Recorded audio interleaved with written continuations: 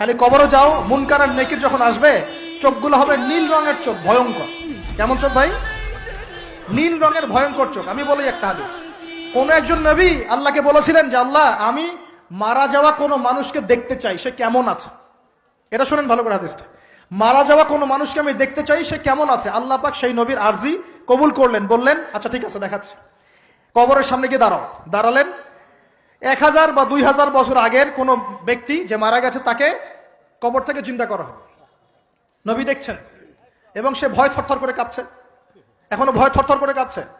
নবীজি, আমাদের নবী নন, অন্য কোন নবী তিনি, সেই নবী বলছেন যে তুমি ভয় কাঁপছো কেন, তুমি কত বছর আগে ইন্তেকাল করেছো, কি তোমার হালচাল বলো আমাকে। সেই ব্যক্তি বলছে, আমি আজকে থেকে 1000 বা 1500 বছর আগে মারা গেছে। আমি ভয়ে কাঁপছি, যখন আমি মারা যাচ্ছিলাম মালাকুল মউত যে আকৃতি নিয়ে আমার সামনে এসেছিল, ওই আকৃতি আমি এখনো ভুলতে পারি না, তাই দেখে আমি থরথর করে কাঁপছি। তিনি বলছেন যে আমি 1500 বছর হয়ে গেছে আমার মউতের, কিন্তু আমার দেহ থেকে এখন পর্যন্ত রূহ কবজ করার যে কষ্ট, এই কষ্ট এখনো যায় নাই। আর এই সব দুর্নীতি করে আর অন্যায় করে মানুষের সম্পদ আত্মসাৎ করে অন্যের উপর অত্যাচার করে আমরা ভাবছি যে আমরা কালকে আমাদের মাঠে পার পেয়ে যাবো। খালি কবরে যাও, তারপর বুঝবো। আল্লাহ রাব্বুল আলামিন আমাদের সবাইকে হৃদয়ের চোখটা খোলার তৌফিক দান করুন, হৃদয়ের কান দিয়ে কথাগুলো শোনার তৌফিক দান করুন, এবং আমাদের সবার কলব, মৃত কলব জীবিত করার তৌফিক আল্লাহ দান করুন।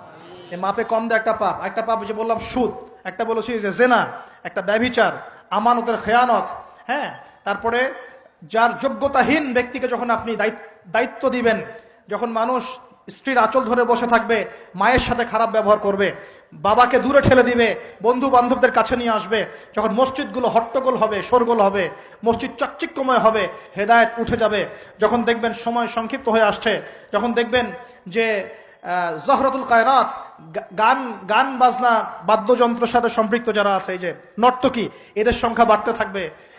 ইউজাফু আলা রুউসিহিম বিল মাআজিফ, মানুষের কানের পাশে বাদ্যযন্ত্র বাজবে।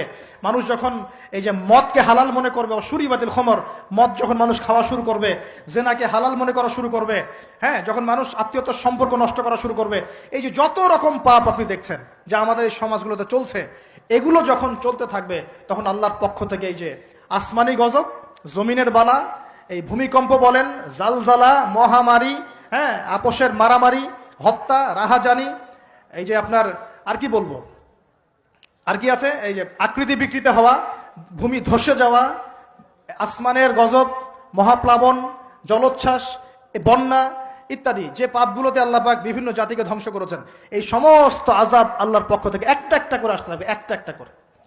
স্পেশালি